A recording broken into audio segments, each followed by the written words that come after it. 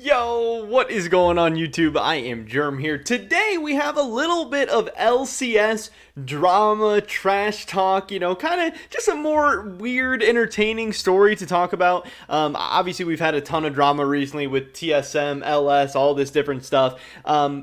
But I just wanted to cover something else. We're definitely going to talk more about TSM, more about LS the rest of the week. But this was another story that I thought was pretty funny and pretty interesting and a little bit more under the radar. And I think if I can provide those stories to you guys that maybe everyone doesn't see all the time, that's at least something I'm happy with. I think that is interesting content as well. Obviously, everyone sees most of the TSM stuff, LS stuff. I try to get that stuff out to you guys as early as I can.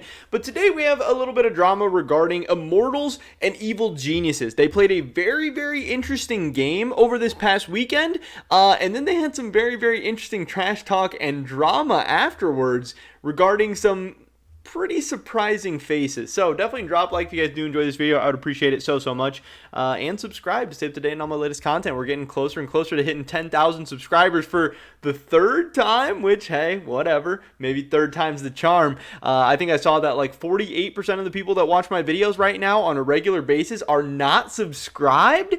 So we have tons of room to run those numbers up. Hell, we could be close to 20k subscribers, it sounds like, but we can start with 10. With that being said, let's get right into this one.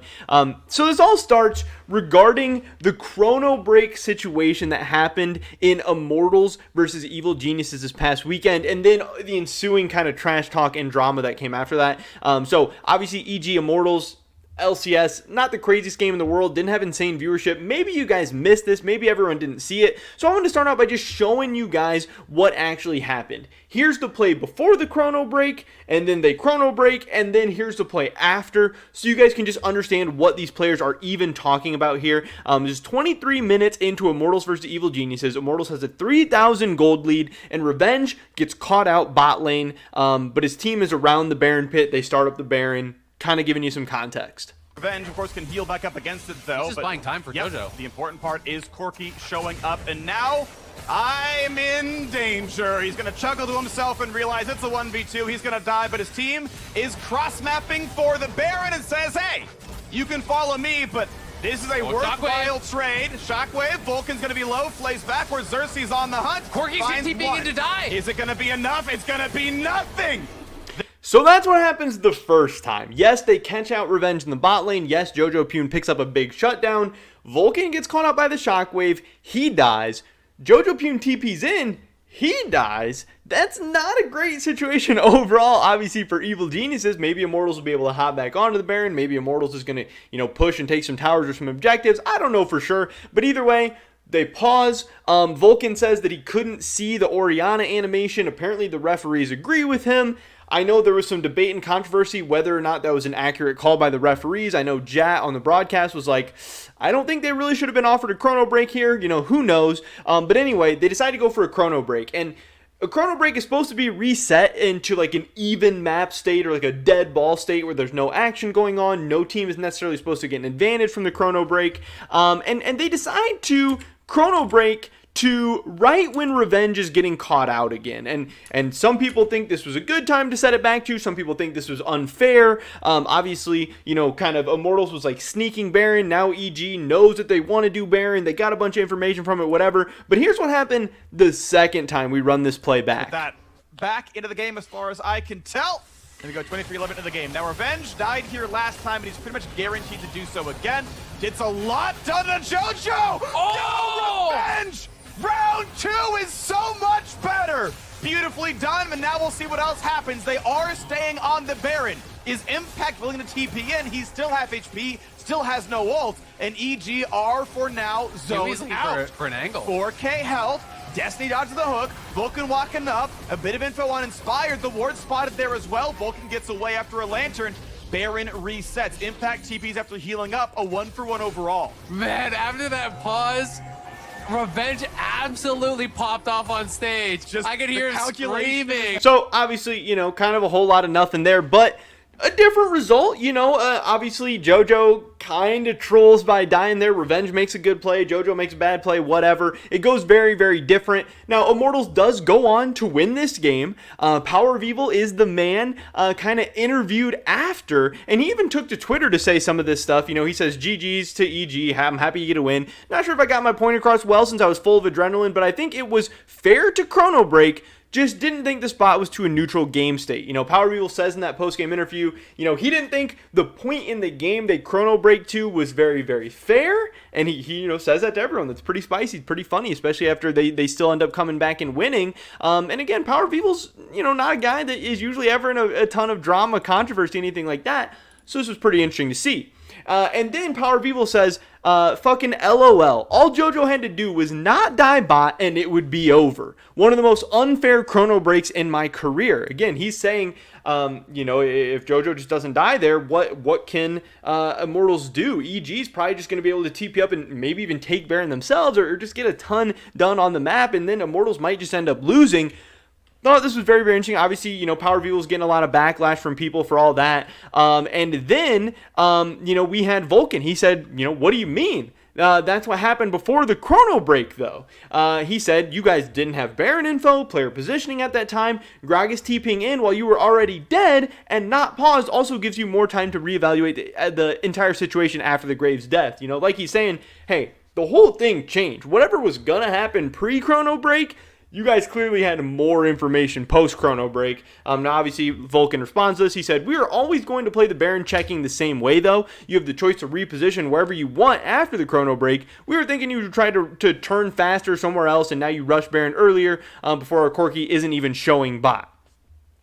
He said, you have the knowledge of how fast we were doing the Baron. You are even more prepared for us turning on you now. Not to mention that the Gragas can reassess the whole situation and base and TP with a much better angle. They both just kind of keep going back and forth. Vulcan says the knowledge of how fast you're doing Baron can be estimated by pressing tab. Banger line. Everyone and their mother know you can't kill it before we come. Both teams can reassess the situation, so there's no advantage there unless you're going to say one of the teams is a faster thinker. Hilarious.